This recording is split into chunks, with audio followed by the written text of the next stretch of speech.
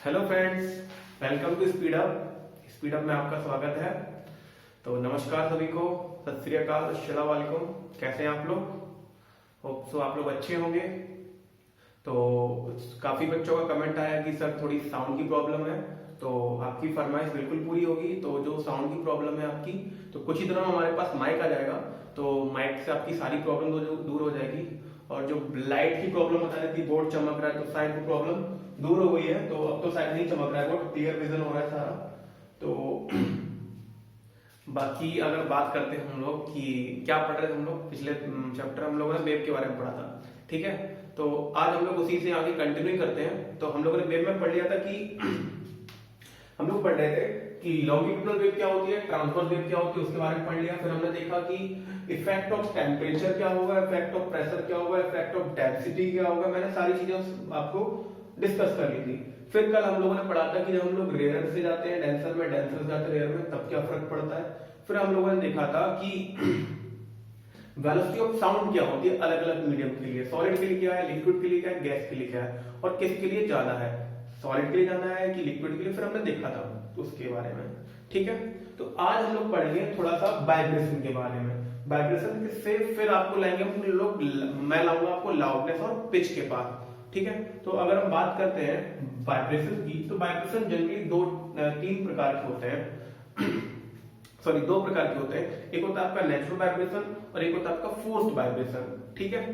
और natural vibration, forced vibration, okay. तो हम लोग अगर वाइब्रेशन की बात करें, वाइब्रेशन की, हम लोग कौन सा वाइब्रेशन पढ़ रहे हैं हम लोग अभी आज? नेचुरल वाइब्रेशन, नेचुरल वाइब्रेशन, ठीक है, जिसे बोलते हैं हम लोग कंपन, ओके। तो नेचुरल वाइब्रेशन की एक खासियत होती है कि natural vibration occurs in vacuum. कहां पे होता है ये आपका? वैक्यूम में। नेचुरल वाइब्रेशन कहां से होता है?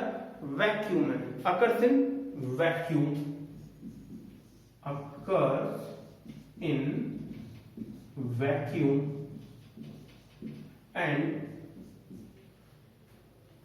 जब वैक्यूम में होता है, तो वैक्यूम में भाई साहब कोई आपका क्या कहते हैं, कोई फोर्स तो होगा नहीं क्योंकि कोई मीडियम नहीं है। यानी कि जो आपको जो वैक्यूम में वाइब्रेशन है उसको रोकने के लिए कोई फोर्स नहीं है। That's mean resistive external force is absent, external force is absent, okay. यहां तो कोई प्रॉब्लम। एग्जाम्पल के तौर पर अगर मैं देखूं, बात करूं कि सपोज यहां पे मैंने एक फिक्स्ड, एक आपने कोई स्ट्रिंग ले ली, ठीक है, एक स्ट्रिंग ले ली आपने, और इस स्ट्रिंग को आपने स्लाइटली डिस्प्लेस्ड कर दिया।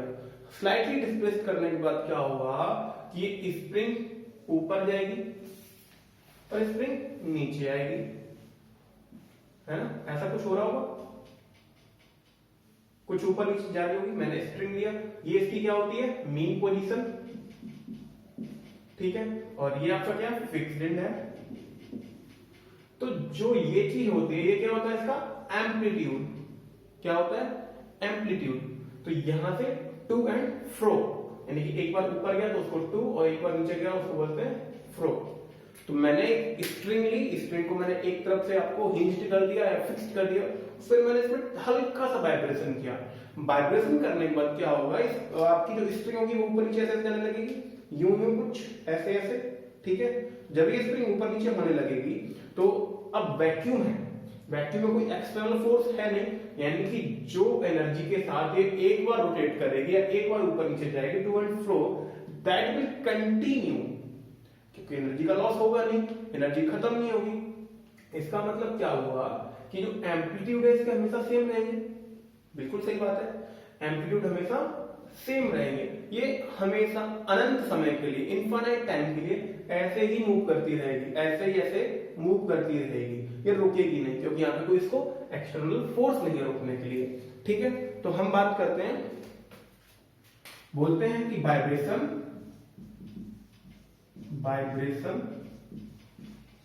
Continue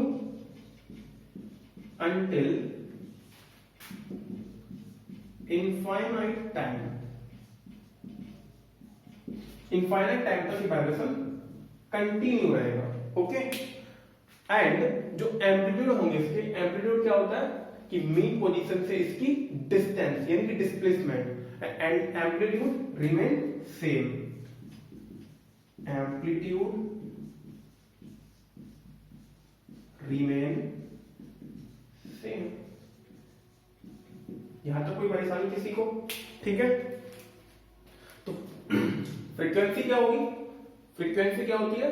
number of oscillation per second, या कह सकते हो number of to and fro per second. Okay, यहां तक बात समझ में आई? तो फ्रीक्वेंसी भी हमेशा इसकी क्या रहेगी? फिक्स्ड रहेगी। इतनी बात समझ में आ रही? फ्रीक्वेंसी क्या रहेगी इसकी? हमेशा फिक्स्ड रहेगी। तो वैक्यूम में जो फ्रीक्वेंसी होती है किसी भी स्ट्रिंग की या कोई भी आपकी चीज हो गई, उसे बोलते हैं हम लोग नेचुरल फ्रीक्वेंसी। क्या बोलते हैं? Natural frequency.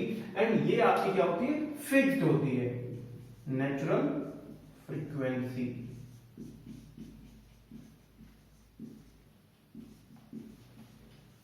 ठीक है, और ये क्या होती है? हमेशा फिक्स्ड होती है। ओके, तो अब समझ में आया कि नेचुरल फ्रीक्वेंसी और फ्रीक्वेंसी में डिफरेंस क्या है? फ्रीक्वेंसी तो भाई कुछ भी हो सकती है इसकी, बट नेचुरल फ्रीक्वेंसी कौन सी होगी? जब ये वैक्यूम में जिस फ्रीक्वेंसी के साथ अप एंड डाउन करेगा, यानी टू एंड फ्रो पर ऑसिलेशन, टू एंड फ्रो पर यूनिट टाइम, मतलब एक सेकंड में इसके टू एंड फ्रो की जितनी होंगे वो क्या होगी? नेचुरल फ्रीक्वेंसी, एंड फिक्स रहती है हमेशा। अब जब अगर ये मीडियम में आएगी, तो मीडियम में आने के बाद किसी भी मीडियम हो सकती है, सॉलिड, लिक्विड, गैस, आपका कोई भी मीडियम होगा, जनरली लोग एयर लेते हैं, जब ये मीडियम में आएगा तो मीडियम में आने के बाद क्या होगा? इसकी एनर्जी में कुछ चेंज आएगा कि नहीं आएगा? तो उस समय किसी भी मोमेंट इसकी फ्रीक्वेंसी कहलाएगी।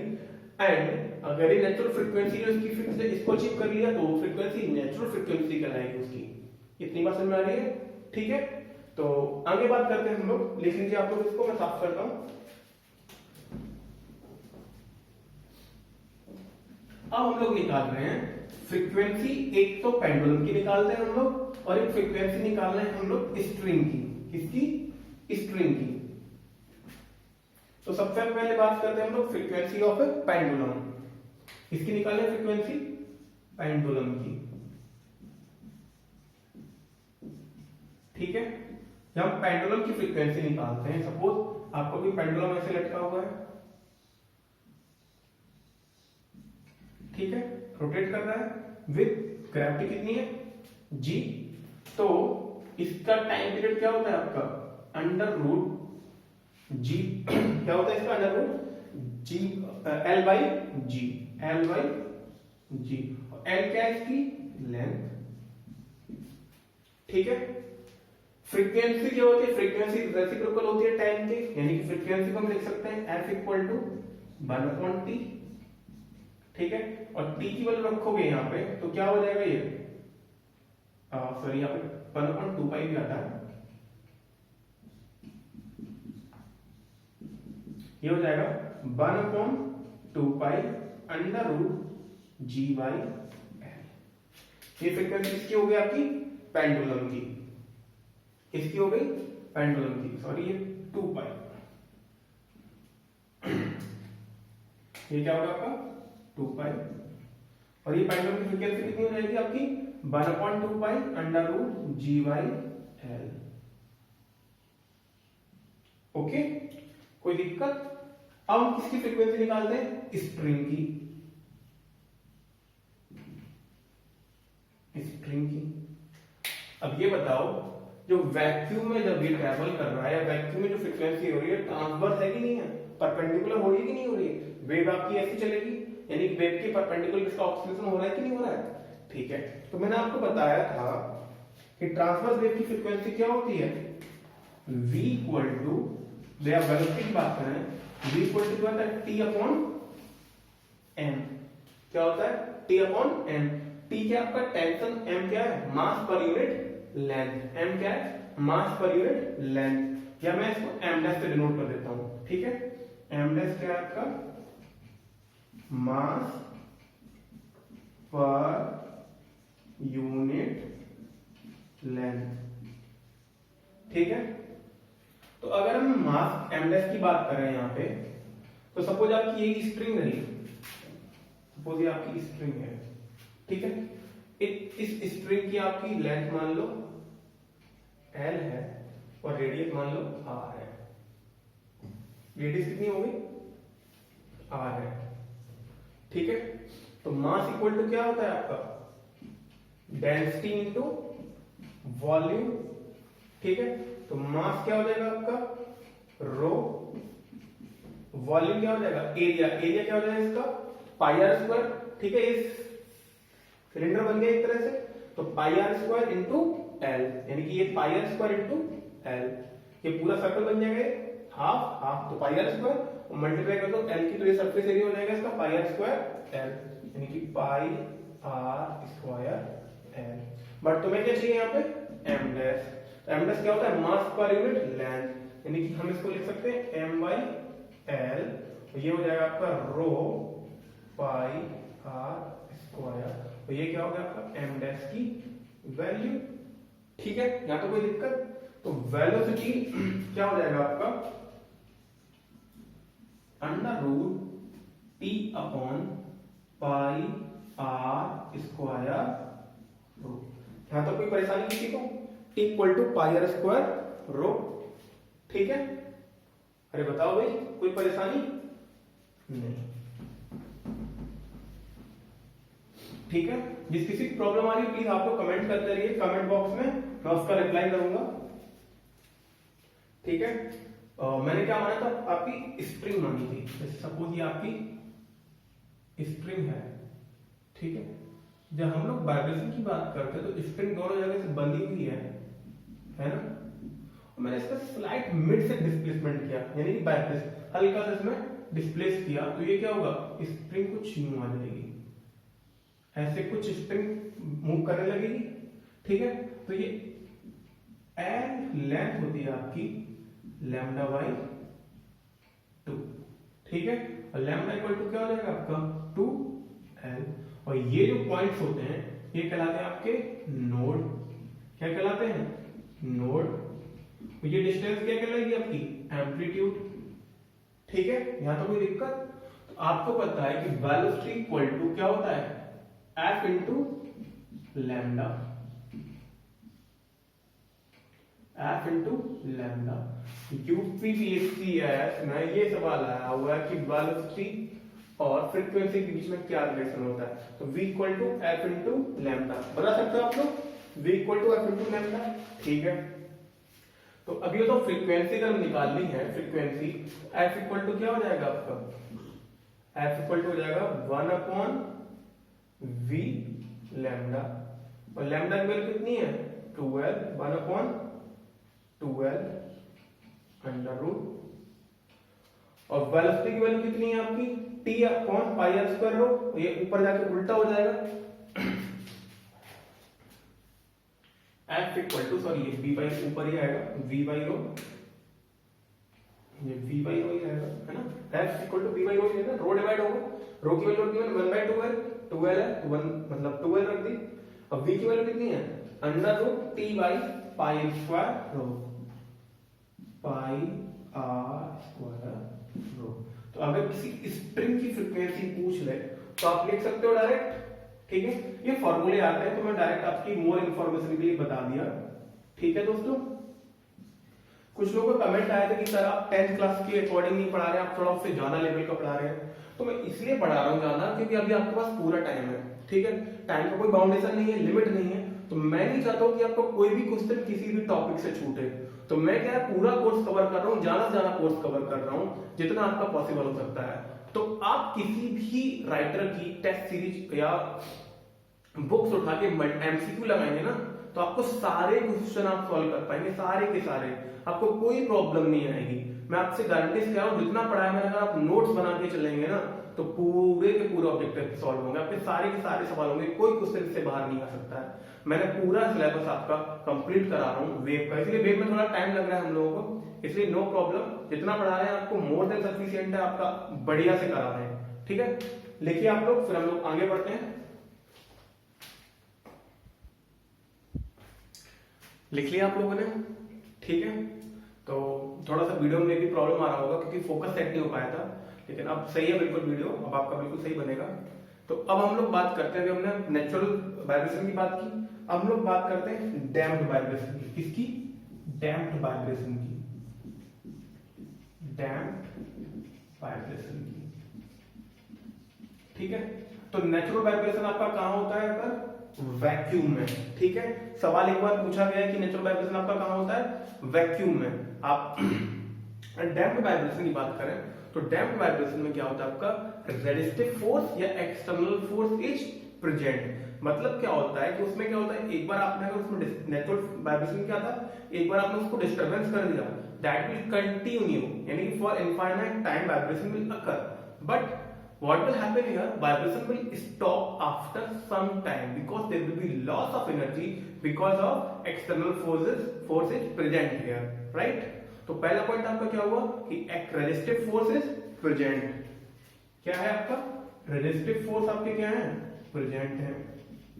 Resistive force is present. दूसरा क्या होगा? Vibration will finish after some time. ठीक है, तीसरा क्या बताया मैंने कि जब वाइब्रेशन फेज होगा तो एम्पलीट्यूड भी तो कम होगा भाई, amplitude will decrease with time. ठीक है, देखो मैं डायग्राम से बता रहा हूं। सपोज ये आपका कुछ डिस्प्लेसमेंट है, डिस्प्लेसमेंट, और ये टाइम के बीच में ना ग्राफ ड्रॉ किया। ठीक है, तो क्या होगा कि पहले तो वाइब्रेशन हाई जब हमने दिया, पहले तो एम्पलीट्यूड हैवी होंगे, फिर क्या होगा आपका धीरे धीरे धीरे धीरे आपका फ्रीक्वेंसी कम होती रहेगी, कुछ ऐसे होता है ना वाइब्रेशन। ठीक है, क्या हुआ? एम्पलीट्यूड पहले कुछ और था, अब कुछ और हुआ, अब कुछ और हुआ, अब कुछ और हुआ, at the end it will finish, right? मतलब रेजिस्टिव फोर्स यहां प्रेजेंट है, vibration will finish after some time, और amplitude will decrease with time. Amplitude भी कम होते जाएंगे धीरे धीरे। इतनी बात समझ में आ रही कि नहीं आ रही है? ठीक है, तो ये क्या आपका डैम्प्ड वाइब्रेशन। अब बात करते हैं हम लोग फोर्स्ड वाइब्रेशन की। अब बात करते हैं हम लोग फोर्स्ड वाइब्रेशन की, कि फोर्स्ड वाइब्रेशन क्या होता है। देखो, एक तो क्या होगा कि सपोज मैंने इसमें थोड़ा सा वाइब्रेशन किया, ठीक है, हल्का सा डिस्टरबेंस किया, तो what will happen? It will vibrate with some time, यानी कि जो भी इसकी नेचुरल फ्रीक्वेंसी होगी उस टाइम तक ये आपका वाइब्रेट करेगा या मूव करेगा। To and fro oscillation, to and fro condition होगी कि नहीं होगी कुछ समय तक। लेकिन मैं चाहता हूं कि ये कंटिन्यूअसली मूव करता रहे कुछ टाइम के लिए और। समझ रहे हैं बात? अगर मैं इसको नॉर्मली मूव कर रहा हूं तो जो ये भी नेचुरल फ्रीक्वेंसीज मूव करता रहेगा, लेकिन मैं अगर इस पे फोर्स लगा के अगर इसको मूव कर रहा हूं तो क्या होगा? इसकी फ्रीक्वेंसी नेचुरल फ्रीक्वेंसी से ज्यादा होगी भाई, ऑब्वियसली बात है, नंबर ऑफ ऑसिलेशन बढ़ जाएंगे। ठीक है, तो वो क्या कराएगा आपका फोर्स वाइब्रेशन, कि जहां पे आप फोर्स लगाना चाहो, आप जितने वाइब्रेशन कराना चाहो उतने वाइब्रेशन होंगे। ओके, ठीक है, इतनी बात समझ में आ रही है? इसका मतलब क्या हुआ कि इसमें एक्सटर्नल फोर्सेस प्रेजेंट, आपको एक्सटर्नल फोर्स अप्लाई करना पड़ेगा। External force is applied, external force is applied for vibration. ठीक है, इतनी बात समझ में आ रही है? अब आप लोग को समझ में आ रहा होगा कि भाई हमने अभी नेचुरल पढ़ा, डैम्प्ड पढ़ा और फोर्स्ड पढ़ा। ठीक है, नेचुरल, डैम्प्ड, फोर्स्ड।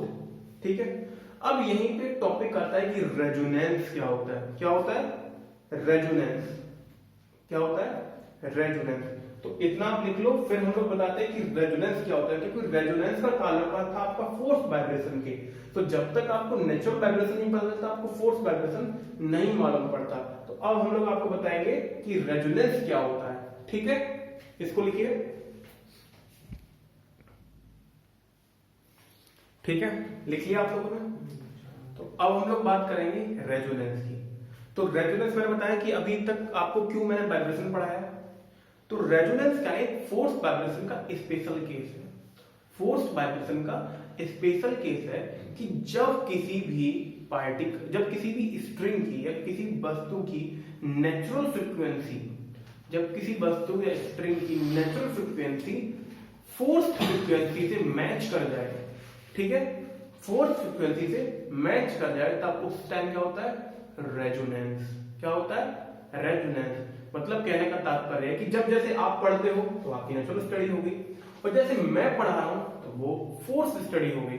तो आपकी स्टडी और मेरी स्टडी अगर मैच कर जाए तो वो क्या कहलाएगी, रेजोनेंस। यानी कि नेचुरल स्टडी और फोर्स स्टडी जब एक दूसरे से मैच कर जाए तो वो क्या कहलाएगी, आपकी रेजोनेंस। बात समझ में आई कि resonance is a special case of force vibration where natural frequency is matches with force periodic frequency.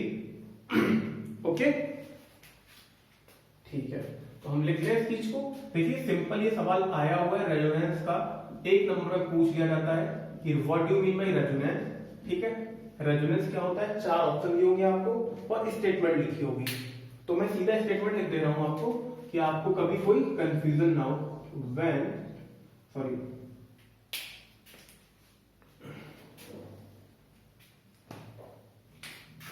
It is a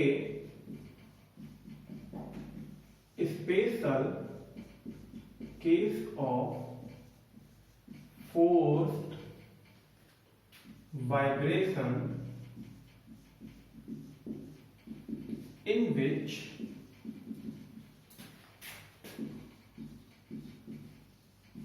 natural frequency matches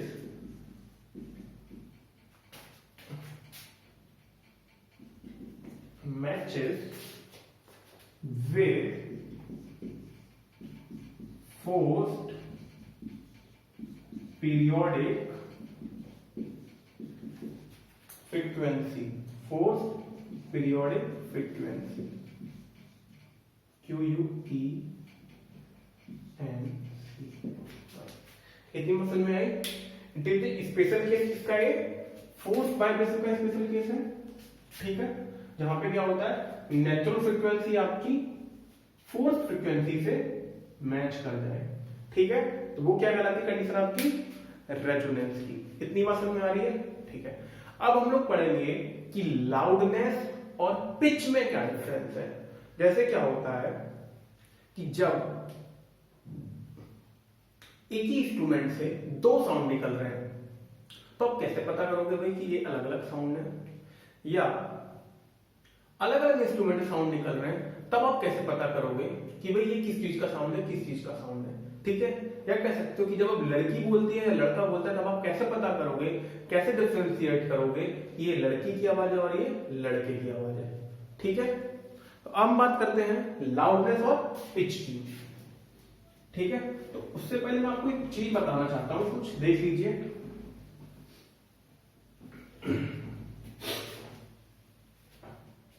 जैसे सपोज एक स्प्रिंग ली मैंने, ठीक है, स्प्रिंग में ये क्या होते हैं, इसके नोड होते हैं, तो ये नोड होते हैं। ठीक है, मैंने इसको नाम दिया नोड, ये भी क्या हुआ आपका नोड। तो मैंने इसको बीच से उठाया और छोड़ दिया तो क्या होगा, कुछ यूं उसमें ऐसा हो रहा होगा, इस टाइप का कुछ है ना। तो एम्पलीट्यूड क्या होगा इसका, ए, यानी कि ए एम्पलीट्यूड हो रहा होगा, एफ फ्रीक्वेंसी हो रही होगी। इतनी बात समझ में आई। और ये लेंथ कितनी होगी इसकी, एल। ठीक, एल, और मैंने इसको कहां से डिस्टर्ब किया, L/2 से। इतनी बात समझ में आई। यानी कि अभी क्या होंगे, इसके एम्पलीट्यूड कितने होंगे, मैक्सिमम होंगे। एम्पलीट्यूड क्या होंगे इसके, मैक्सिमम हो रहे होंगे, है ना। थोड़ा सा मैं डायग्राम को और क्लियर कर देता हूं। अभी एम्पलीट्यूड इसके क्या है, मैक्सिमम है।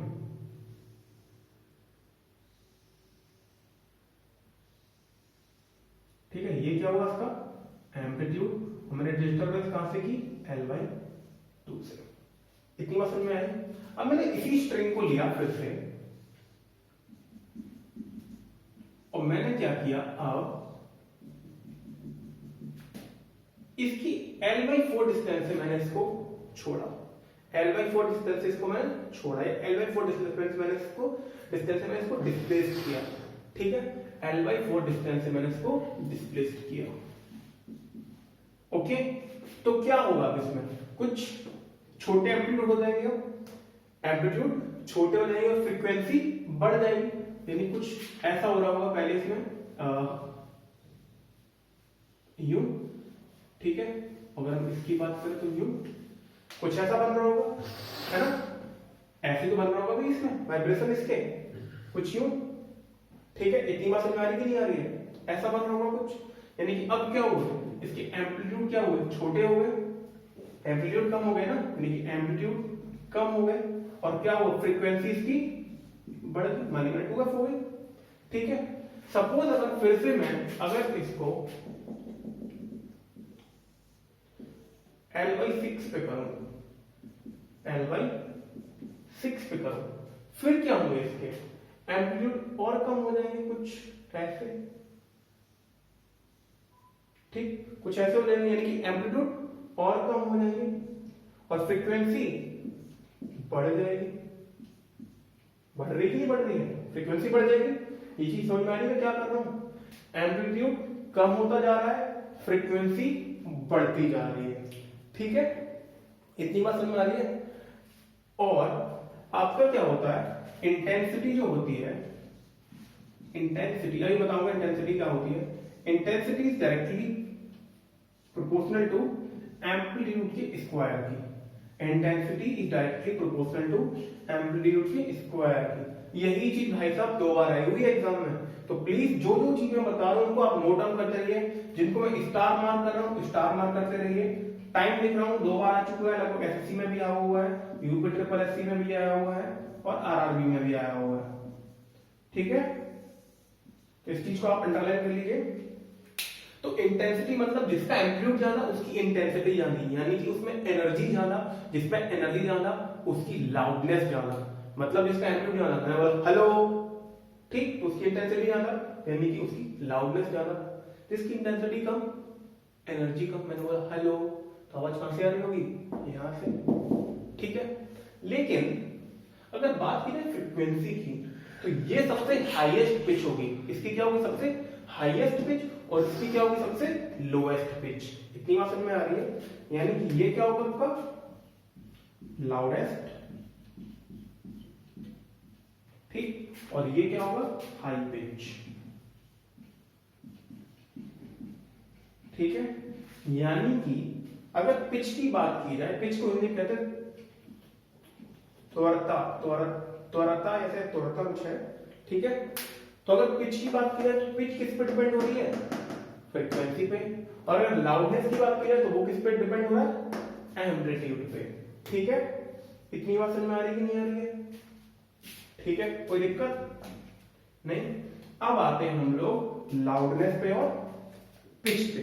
तो पहले हम लोग पढ़ेंगे लाउडनेस, और लाउडनेस में हम लोग देखेंगे कि कितने डेसिबल का साउंड हम लोग सुन सकते हैं, कितने डेसिबल का साउंड पिन ड्रॉप साइलेंस होता है, कितने डेसिबल का साउंड आपका नॉइज की कैटेगरी में आता है, और WHO ने किस कैटेगरी के साउंड को किस किस कैटेगरी में बांट रखा है ना। फिर हम लोग बात करते हैं पिच की। ठीक है, इतनी बात समझ में आ रही है, इसको नोट डाउन कर लीजिए, फिर आगे बात करता हूं लाउडनेस की। लिख लिया आप लोगों ने। ठीक है, अब बात करते हैं हम लोग लाउडनेस की। ठीक है, लाउडनेस कहने का मेरा तात्पर्य यह है कि जब कोई 2 आवाजें आती हैं एक साथ और वो सेम इंस्ट्रूमेंट से हों, तो हम पता कैसे करते हैं कि कौन सी आवाज डिफरेंट है। 2 आवाजों के बीच में डिफरेंस पता करना, when they are coming from the same instrument or same source, बात समझ में आ रही है कि जब कभी भी किसी एक ही सोर्स या एक इंस्ट्रूमेंट से दो आवाज आ रही हो, उन दो आवाजों के बीच डिफरेंस पता करने के लिए हम लोग किसका यूज करते हैं? लाउडनेस का। किसका यूज करते हैं? लाउडनेस का। तो मैंने लिखा है कि two sound can be differentiated, two sound can be differentiated same instrument but different level. Different level के होंगे तो हम उनको डिफरेंशिएट कर सकते हैं लाउडनेस के थ्रू। ठीक है, लाउडनेस इज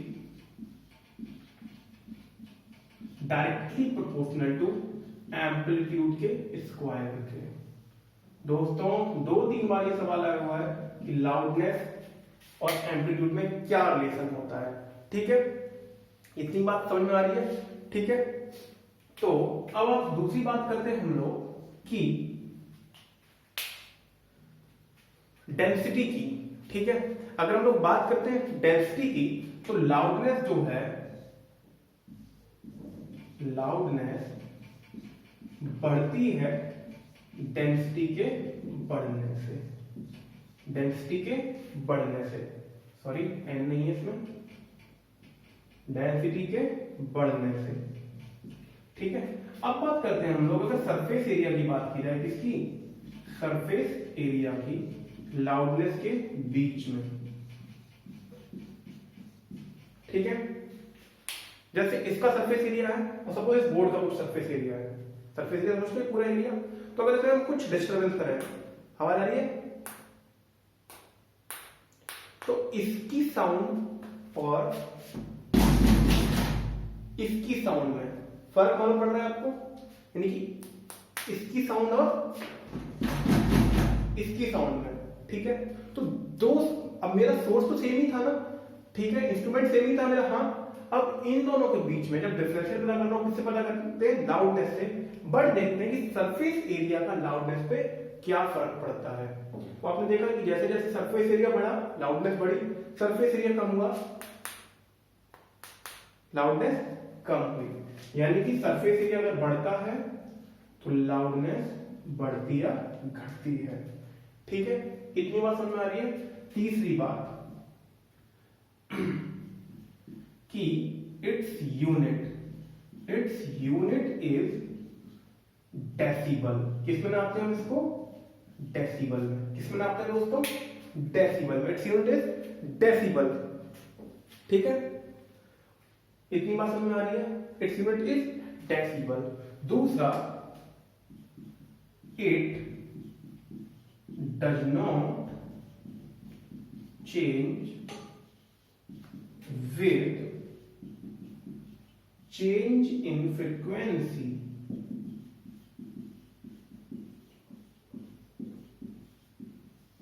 यानी कि अगर फ्रीक्वेंसी में कोई चेंज आ रहा है तो लाउडनेस में कोई फर्क नहीं पड़ता है। फिर से देख लीजिए, 4 पॉइंट लिखे हुए हैं कि loudness is directly proportional to amplitude के वर्ग के। लाउडनेस अगर डेंसिटी बढ़ती है तो लाउडनेस बढ़ती है, डेंसिटी घटेगी तो लाउडनेस घटेगी। सरफेस एरिया बढ़ेगा घटेगा, उसी के प्रकार आपका लाउडनेस बढ़ेगी या घटेगी। लाउडनेस किस में नापा जाता है? डेसिबल में। एंड फ्रीक्वेंसी के बदलने पर लाउडनेस चेंज नहीं होती है।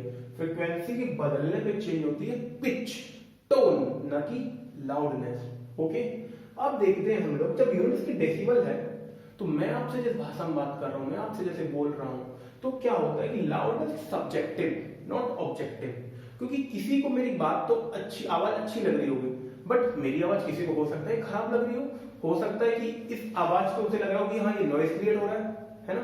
जैसे अगर हम लोग बात करें WHO ने जो आंकड़े दिए हैं, that 45 decibel is normal, 75 decibel is Audible, 85 decibel से अगर अधिक हुई आवाज, 85 डेसिबल से अधिक आवाज होती है तो वहां पे क्या हो जाता है? आदमी डीफ, बहरा हो जाएगा।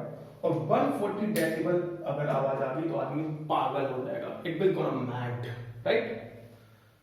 फॉर ह्यूमन के लिए कितनी आवाज बताई गई है? 60 डेसिबल। कितनी बताई गई है? 60 डेसिबल की अगर आवाज चल रही है तो आप इजीली रह सकते हो, खा पी सकते हो, जी सकते हो।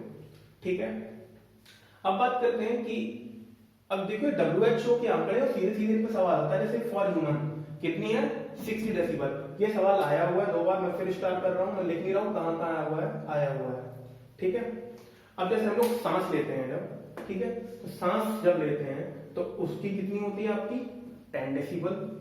विस्पर, विस्पर मतलब नॉर्मली अगर 5 मीटर के हम लोग राउंड में बात करते हैं, विस्परिंग करते हैं, तो वो कितनी होती है 30 डेसिबल। अब विस्परिंग हो सकता है कोई ऐसे हम लोग बात करना हो, हेलो क्या हाल चाल है, कैसे हो, कोई हेलो कैसे हो, क्या हाल चाल है, तो वो विस्परिंग थोड़ी कहलाएगी फिर। तो इसकी आवाज, इसीलिए इसकी डेसिबल वैल्यू वेरी करेगी, इसलिए मैंने बोला ये सब्जेक्टिव है ना कि ऑब्जेक्टिव। अब कन्वर्सेशन है, कन्वर्सेशन जैसे हम लोग करते हैं हेलो डियर, अब भाई हेलो डियर नहीं सुन रहा है, हेलो डियर तब भी नहीं सुना, अब तुमने चिल्ला दिया हेलो डियर, तो भाई उसकी साउंड की जो इंटेंसिटी है, जो भी उसकी इंटेंसिटी वो चेंज होगी नहीं होगी, है ना। तो ये ज्यादा और कम हो सकती है, लेकिन नॉर्मल कन्वर्सेशन की होती है 50 डेसिबल। ट्रैफिक की कितनी होती है 70 decibel. Not listen 95 and noise 120 decibel. ठीक है। एक चीज और मैं लिखता हूं स्पेशल में कि जो फैक्ट्री में होता है, ठीक है, फैक्ट्री से निकलने वाली आवाज वो होती है आपकी 80 डेसिबल की। कितनी होती है 80 डेसिबल। मैंने ये अलग इसलिए लिखा है कि ये दोनों सवाल आए हुए हैं, ये सवाल भी आया हुआ है और ये सवाल भी आया हुआ है। ठीक है दोस्तों, यहां तक कोई किसी परेशानी नहीं, लिख लीजिए, मैं साइड में जाता हूं, आप स्क्रीनशॉट ले लीजिए, फिर मैं इसको साफ करता हूं। ठीक है, आगे बात करते हैं। देखो दोस्तों, ये सारी चीजें मैंने कई जगह से इकट्ठी की हैं, आपको एक साथ मिल रहा है, तो आप इसके प्लीज नोट्स बनाते रहिए, लिखते रहिए। आपको बहुत अच्छी चीज मिल रही है, बहुत सारी जगह का कलेक्शन मिल रहा है आपको, तो प्लीज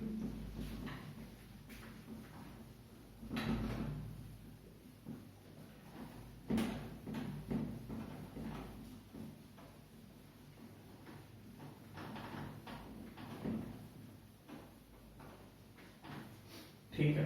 चलिए आगे बात करते हैं हम लोग लाउडनेस की। ठीक है, लाउडनेस अब मैंने अभी बताया इंटेंसिटी।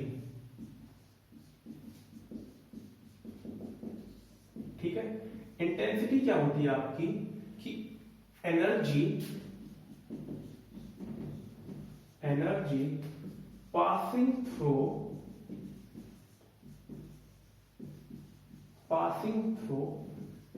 इन perpendicular direction per unit area per unit time। ठीक है, कि अगर आप सोचो कि एनर्जी को आप, इंटेंसिटी को आप मेजर कर लो या वेव को आप मेजर कर लो, तो कैसे मेजर करोगे आप। सपोज ये कोई सोर्स है, यहां से लाउड स्पीकर लगा हुआ है, यहां से आपकी वेव निकल रही है, तो मैंने इसकी परपेंडिकुलर एक एरिया ड्रॉ किया। ठीक है, परपेंडिकुलर एक एरिया ड्रॉ किया, तो इससे जो भी वेव पास हो रही होंगी, इससे जो भी चीजें पास हो रही होंगी, 1 सेकंड में, मैंने इसका एरिया कितना है 1 मीटर स्क्वायर, नहीं 1 सेकंड में जो भी एनर्जी इससे पास हो रही होगी वो क्या कहलाती है इंटेंसिटी। और इंटेंसिटी क्या होती है एम्पलीट्यूड के स्क्वायर के बराबर। उसी से हम लाउडनेस मेजर करते हैं। लाउडनेस भी क्या होती है, लाउडनेस भी इंटेंसिटी कह सकते हो आप कि एम्पलीट्यूड के स्क्वायर के बराबर। ठीक है, तो अगर यहां से जो भी एनर्जी पास हो रही है 1 मीटर स्क्वायर के एरिया के बाहर 1 सेकंड में, तो वो क्या कहलाएगी इसकी इंटेंसिटी। ठीक है, तो इंटेंसिटी को हम किससे नोट करते हैं आई से। ठीक है, यानी कि क्या पास हो रही है एनर्जी। एनर्जी की यूनिट क्या होती है जूल पर सेकंड,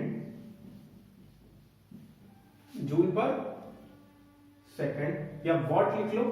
ठीक है, जूल पर सेकंड, और कितने में पास हो रही है 1 मीटर स्क्वायर। सॉरी, एनर्जी की यूनिट क्या होती है जूल, और पर सेकंड पास हो रही है, और पर यूनिट एरिया में, नहीं 1 मीटर स्क्वायर में पर सेकंड में एनर्जी ट्रांसफर हो रही है 1 जूल। ठीक है, तो वो क्या हुआ इंटेंसिटी की यूनिट। इतनी बात समझ में आ रही है।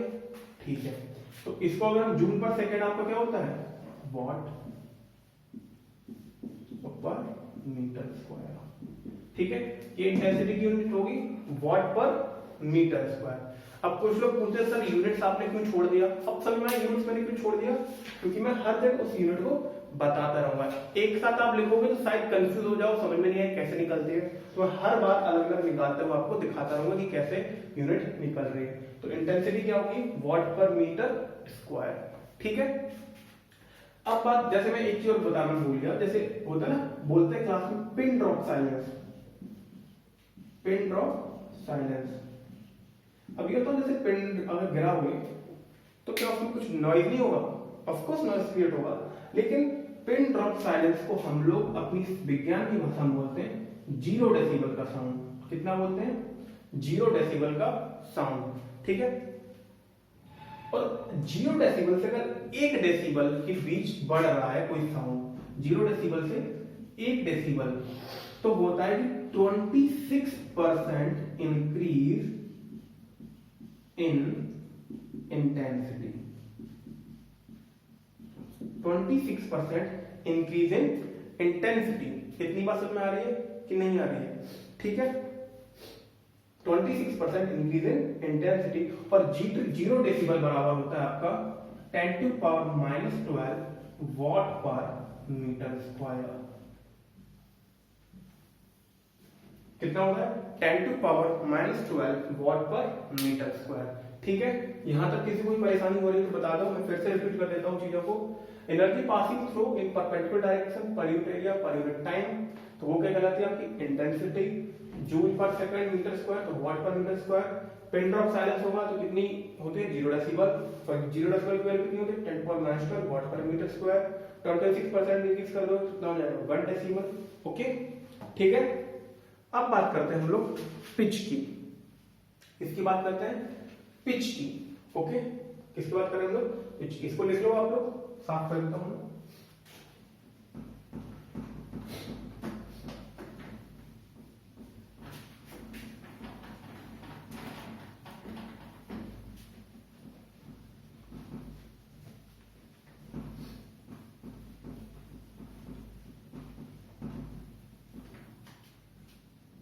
ठीक है, अब बात करेंगे हम लोग पिच की।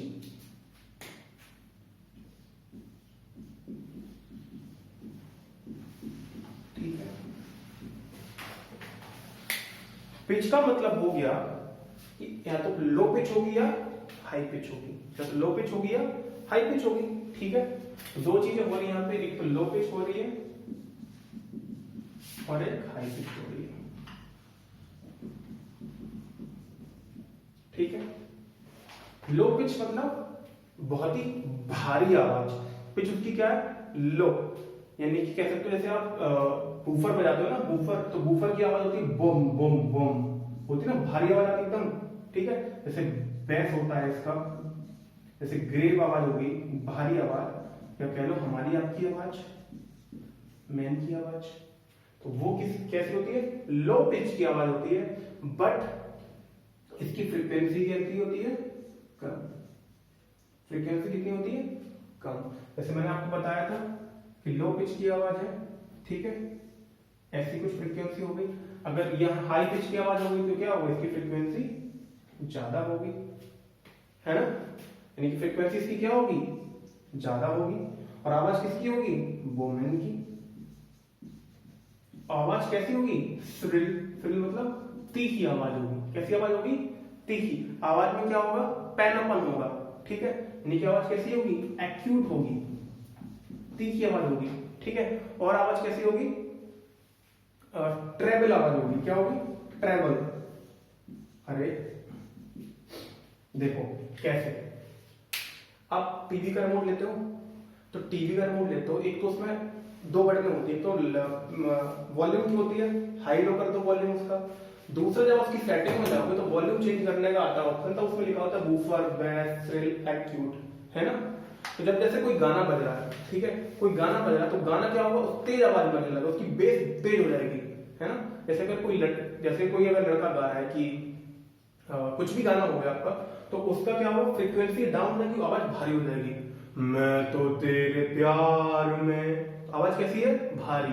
तो जब आप बेस बढ़ा दोगे तो भारी आवाज होगी। अगर वहीं आपने उसका पिच या श्रिल कर दिया उसका, तो क्या हो जाएगा? मैं तो तेरी आवाज में, है ना। तो आवाज कैसे हो जाएगी उसकी? पतली आवाज हो जाएगी, है ना। तो यानी कि उसकी फ्रीक्वेंसी बढ़ गई है। ठीक है, श्रिल का मतलब होता है तीखी आवाज, एक्यूट हो गई, वोमेन की आवाज ट्रिल हो गई। ठीक है, है ना। तो मैं इसकी डेफिनेशन लिख देता हूं, कहां लिखूं? क्या है इसकी डेफिनेशन? देखिए डेफिनेशन में इसकी लिख देता हूं, it is a thing, it is a thing which different of two sounds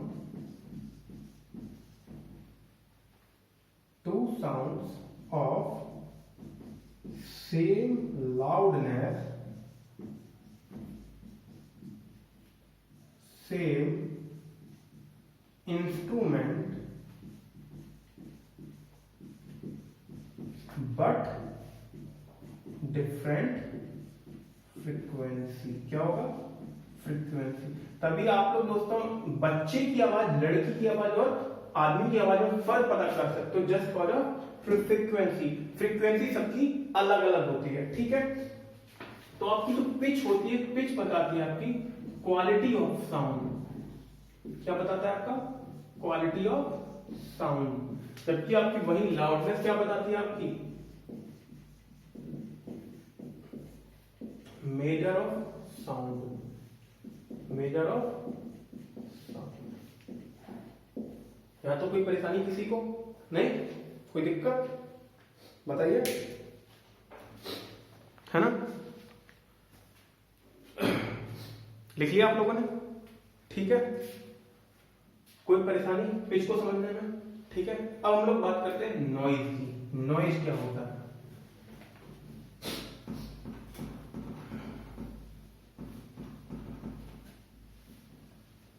noise मतलब जैसे हो गया सबके लिए, ये देखो नॉइज क्या होगा सबके लिए?